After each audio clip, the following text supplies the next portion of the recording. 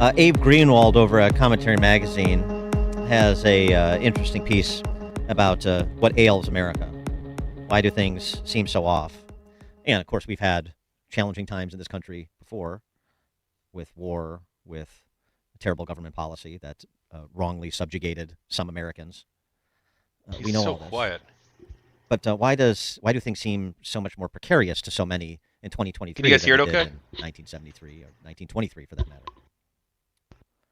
About trust. He focuses on trust, as Mr. Greenwald, and the disintegration of American institutions, the civic and cultural institutions that provide forum to our free society.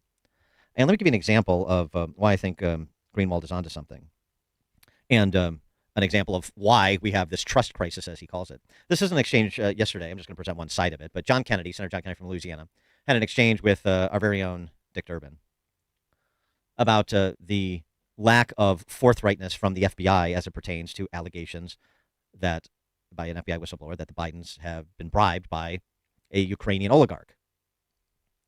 And Durbin makes the point, look, this 1023 with the allegation was unearthed during the Trump administration. So Bill Barr had access to this. And if Bill Barr and the Trump Department of Justice didn't see a there, well, then maybe it's because there isn't a there. And all of this is just so much conspiracy theorizing. This was Durbin's position. How are they getting into the base? Are they sneaking in through the back?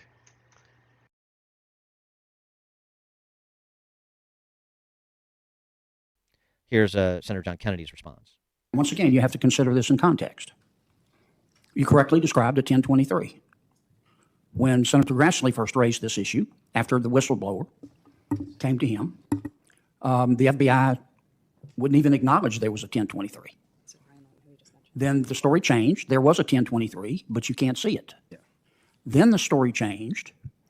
Okay, you can see the 1023, but we're going to heavily redact it. I suppose they didn't know Senator Grassley had seen the original document, but he knew what they redacted, which were the allegations about the tapes. Consider the context. I'm not going to go back through what I just said, but the American people are looking at all of this, and they just want an answer. I agree with you. We don't need a conspiracy. Let's end the conspiracy. But for the life of me, I can't understand why our Attorney General and our FBI Director can't come in front of the Judiciary Committee, in front of God and country, and answer Chuck and Lindsay's question. And if they say, we're investigating this, then we back off. If they say there was nothing to it, perhaps we should ask, okay, can you explain why? What's unreasonable about that, given our history over the past 5 years? What is unreasonable about that? And by the way, that moving target that the FBI provided in terms of what they would concede and not concede, as memorialized by Kennedy there, that was compounded last week by that high-handed performance of Deputy Director Paul Abate before the same Senate Judiciary Committee. Abe Greenwald is the executive editor of Commentary Magazine, and he joins us now. Abe Greenwald, thanks for being with us. Appreciate it. Thanks for having me. So as you heard John Kennedy detail there, it's examples like this that lead to not just a loss of trust, a hostility toward institutions that you would otherwise, once upon a time, maybe even 6 or 7 years ago, have given the benefit of the doubt. Yeah, I think it's a whole range of institutions, everything from the FBI and the Justice Department to our public health officials, to the medical and educational establishment.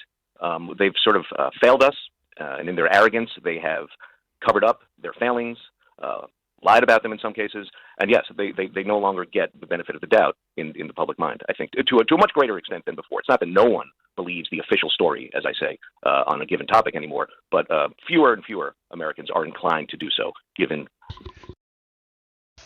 I actually do think that the decline in trust in institutions is like a major, major issue for our country.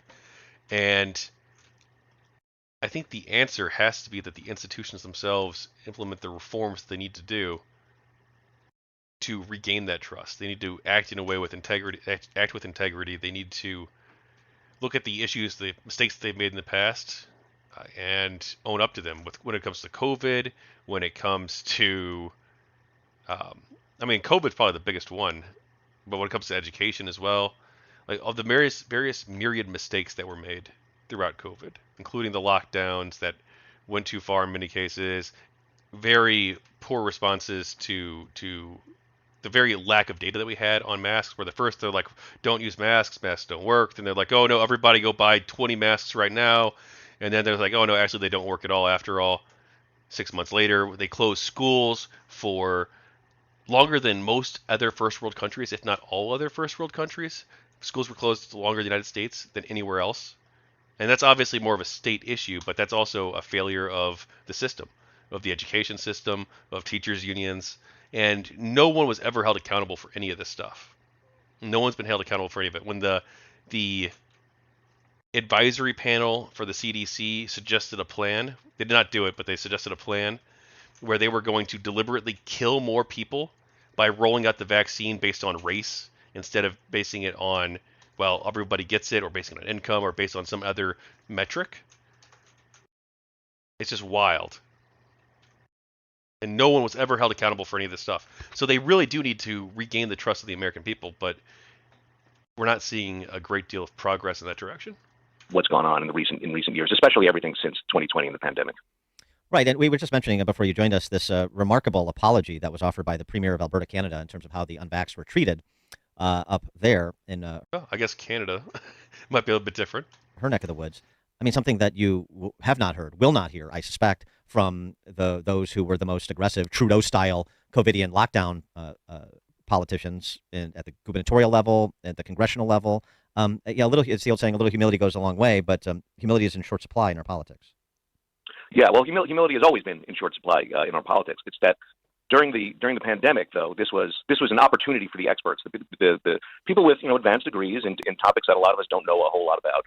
This was their moment to shine. This was their life's work. If you were a virologist or toiling away in infectious diseases, you suddenly had the public's ear and you made the most of it. And so it's not even strictly politicians and their. Dude, why am I so fucking bad at this game? I swear, I hit him pretty well. It's just, it doesn't do any damage. And I don't know why. Lack of humility that we're talking about here. It's this expert class that showed up, made pronouncements, got many things wrong, were dishonest about many other things, and sort of slinked away as everything sort of subsided. Yeah, it was their Super Bowl. And Dr. Fauci, I mean, he made millions of dollars, and is he ever going to be held accountable? Well, Fauci to me is such an interesting case because he's the perfect example, because he's sort of gone from the public eye right now. Yeah. He's removed himself from center stage, just as recent investigations are really making clear that the origins of the virus were overwhelmingly likely the lab in Wuhan. I mean, we've gotten to the point in some of these investigations where they can pinpoint the first sort of 3 scientists in Wuhan who came down with it in the fall of 2019.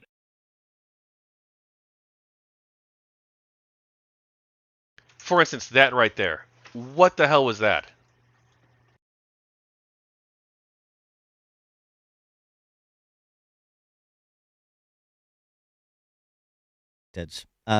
So the imposition of their will on people who don't know better was their attitude. It continues to be their attitude. So how can that breed anything other than mistrust? And where do you think this leads? Well, I think we've sort of seen where it leads. Unfortunately, one aspect of our trust crisis is that as we've lost trust in let's call it the establishment and the expert class and the official story, is that conspiracy theorists, people offering alternative ideas and alternative facts have popped up, and they're peddling a different set of falsehoods. But people are much more willing to believe those just because they don't trust the official story anymore. I can understand this to some degree, but I think it's also a mistake. Well, right, but it's hard to give somebody much attention when they lead with you're an insurrectionist. They lead with you're a threat to our democracy. They lead with you're Typhoid Mary. That's not exactly a good opening for a conversation about anything important, is it?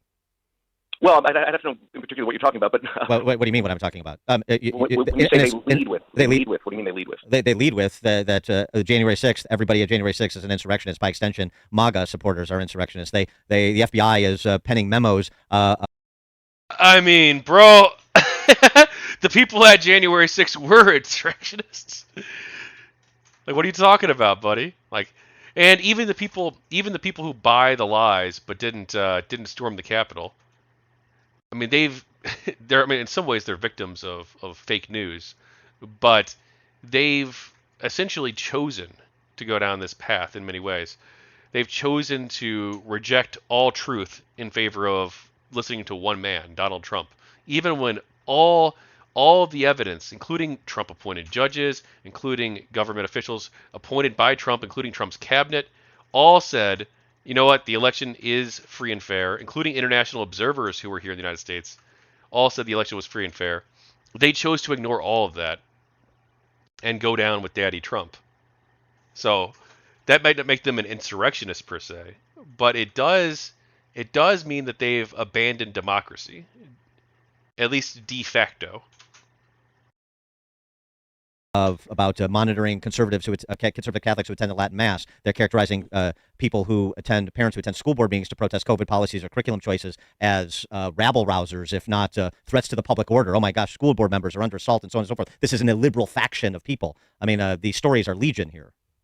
Well, I certainly agree with you that the idea that that the sort of terrorist warnings about concerned parents and things of that nature are disgusting and dangerous. But you'll get no sympathy for January 6th rioters from me. So I'm not asking for sympathy for January 6th rioters. I'm saying that everybody who attended January 6th, number one, wasn't a rioter, and that's being mischaracterized. Number two, you wouldn't have to be a January 6th if you are MAGA adjacent. If you were a Trump voter, you owe the nation an apology per Rachel Maddow. Bro, this guy was just defending January 6th rioters. Now he's saying, oh, no, I'm just talking about the MAGA adjacent people. Oh, and anybody else on MSNBC's primetime line, but so forth. I mean, the clear effort afoot was to characterize anybody who is party to Trump and even just in the simple act of voting as a threat to democracy, or somebody who was a participant in undermining our democracy. Look, I think that the claims about the threat to democracy are ridiculous and political and history. I mean, to be clear, he says not everyone at January 6th. Like, what is he talking about? The people who stormed the Capitol, or is he talking about like rando people who were there protesting to overturn the result of the election? Still not great, based on a lie that they were told by the President of the United States. But I also feel the exact same way about the claims about rigged elections on the right. So and that is my point about what happens when trust evolves, is that we see it coming from all sides, and nonsensical stories get picked up, and people to have faith in the wrong ideas. What did you think about Barack Obama's recent pronouncements? Once he was done calling for digital fingerprints to monitor misinformation, he moved over to trying to diminish Tim Scott, saying this of Senator Scott: I think there's a long history of African American or other minority candidates within the Republican Party who will validate America and say everything is great and we can all make it. And he said, I'm not being cynical about Tim Scott individually. I may be suggesting that the rhetoric of can't we all get along has to be undergirded with an honest accounting of our past and our present, as if Tim Scott is unwilling to offer an honest accounting of our past and present. That's just a fancy way of calling Tim Scott and Uncle Tim, as the more aggressive on the left are willing to call him. And so the deterioration of race relations that really started to nosedive with the ascension of Barack Obama. Well, I mean, I think it's a pathetic statement. Tim Scott doesn't pretend that America is perfect, but he doesn't deny that America is great and that the country has made great progress.